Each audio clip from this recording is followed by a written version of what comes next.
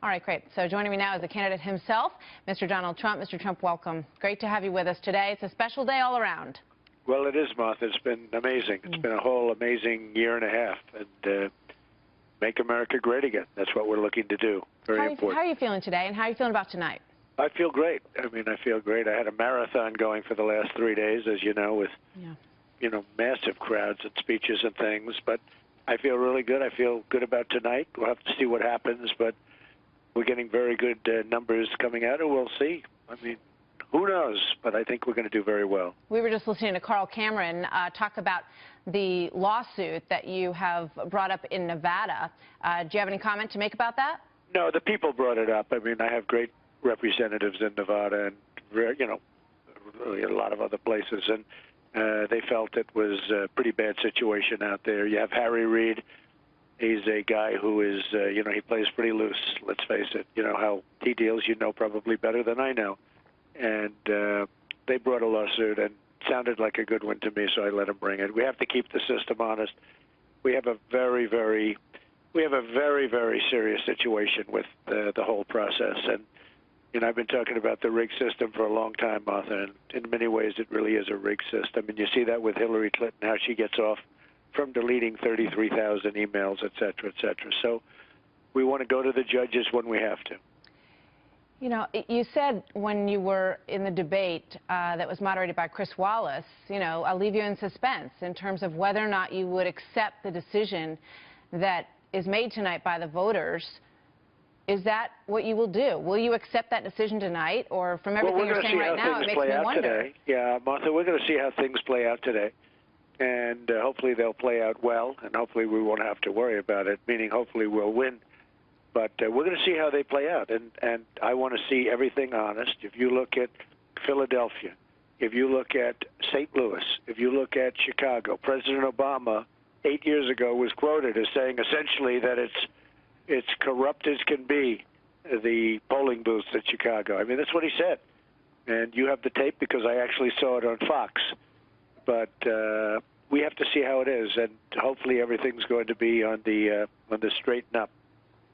I mean, how do you feel about the peaceful transition of power that America prides itself on? I mean, how important is it to you that people be able to heal and move on after what's been a decidedly divisive election process, Mr. Trump? Well, I do love it. I love it. I think it's important. I think it's very powerful. I also think that when you see what's going on with Hillary and the FBI and the Department of Justice, when Bill Clinton goes on an airplane with the Attorney General of the United States just prior to her making a decision, which is unheard of. This is unheard of.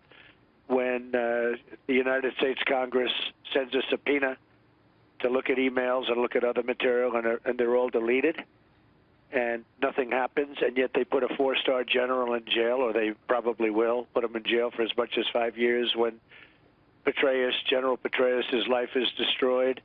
You say this is a system that is broken. It's broken.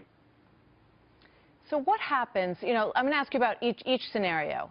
If you win tonight, how will you move forward to heal the rift that many people believe exists in this country? Well, that I believe exists. You and I have spoken about it. And, we have a very divided country. We're divided in many different ways, but we are certainly a divided country. So what would you do to bring it together? What move would you make? You've got to be, first of all, we need jobs. We have to bring our jobs back because our jobs are being stolen like never before. You look at the number of factories and plants that are closed around the United States over the last 15 years. It's unbelievable to look at it. And the thousands and actually millions and millions of jobs that are missing. I mean, they're just missing. They were stolen. And it's a terrible situation. I think it's one of the reasons that, I made it through 17 people, and I'm doing obviously pretty well right now because we're essentially pretty close to being tied, I guess. And I can tell you from the results that are being out in the polling booths today, as you have already stated, I think we're doing pretty well, too. Yeah, I mean, it's very close in many of these battleground states, which is what it's going to come down to. So, you know, it's clear that if you win, you want to get to work on jobs. That would be your first priority, and it sounds like you believe that that's the way to heal the country. Sure, but we have many things. We have to repeal and replace Obamacare. Martha, nobody knows how serious the disaster of Obamacare is. It's destroying families. It's destroying businesses. You have businesses that can't function anymore. They're going out of business. The health care is, first of all, it's horrible health care. It's terrible. It doesn't even work. Deductibles as high as $17,000. It doesn't even work. But on top of that, people have to pay so much for it. So you're buying something that you're never going to be able to use. And Obamacare is killing our country. It's really hurting our country badly. I think it's clear that, you know, people finding out what those premiums are going to cost definitely well, it's turning out to be far worse than anybody knew. But before I run out of time, I want to ask you this. If you do lose tonight, what's your next move? Well, I'm going to have to see under what circumstances. I mean, honestly, look, I want everything to be really, really smooth and really, really good. I understand the importance of that. I was very good in history.